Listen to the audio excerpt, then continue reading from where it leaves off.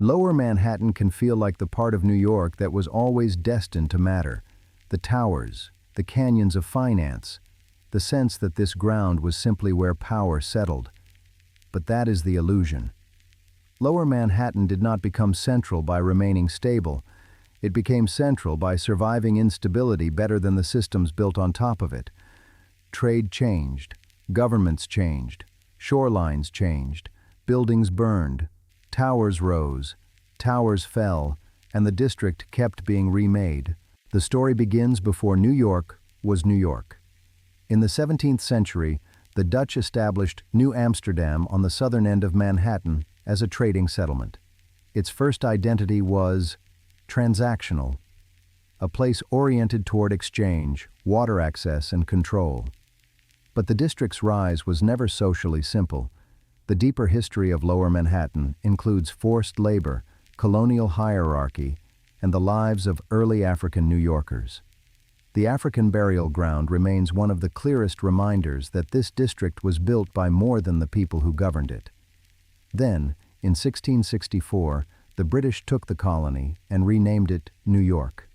The place was too useful to discard, so it was absorbed and redirected. In September 1776, a major fire burned through Lower Manhattan just after British forces seized New York. A large share of the district's built fabric was lost, but the district did not recede. After the Revolution, New York briefly became the nation's capital.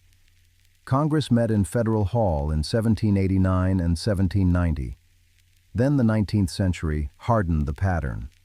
The opening of the Erie Canal accelerated New York's commercial reach. Lower Manhattan became more deeply tied to shipping, insurance, banking, and trade. But commercial density created vulnerability.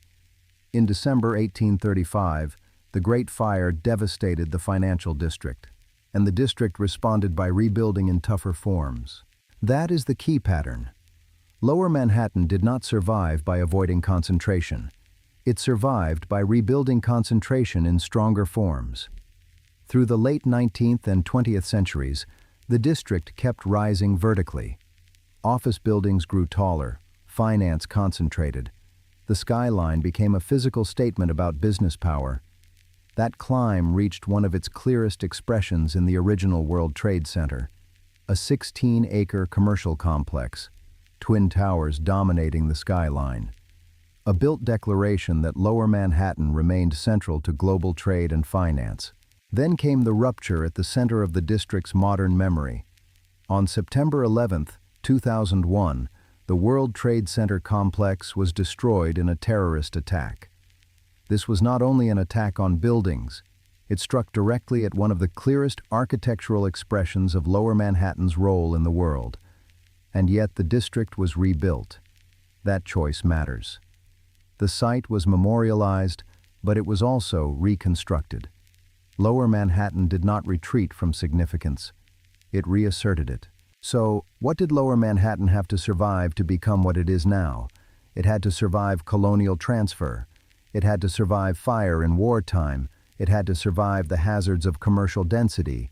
It had to survive repeated remaking of shoreline and skyline. And it had to survive one of the most consequential attacks in modern American history. That is why Lower Manhattan matters. Not just as Old New York, not just as Wall Street, not just as Ground Zero. It is a district where the city keeps proving what it is willing to rebuild. Today it can look settled, but that is the illusion. The ground was shaped, the buildings were replaced, the skyline was rewritten, the meaning stayed concentrated. That is the real dossier of Lower Manhattan. A district repeatedly remade because too much of the city's identity kept flowing back to it. Subscribe for the next dossier.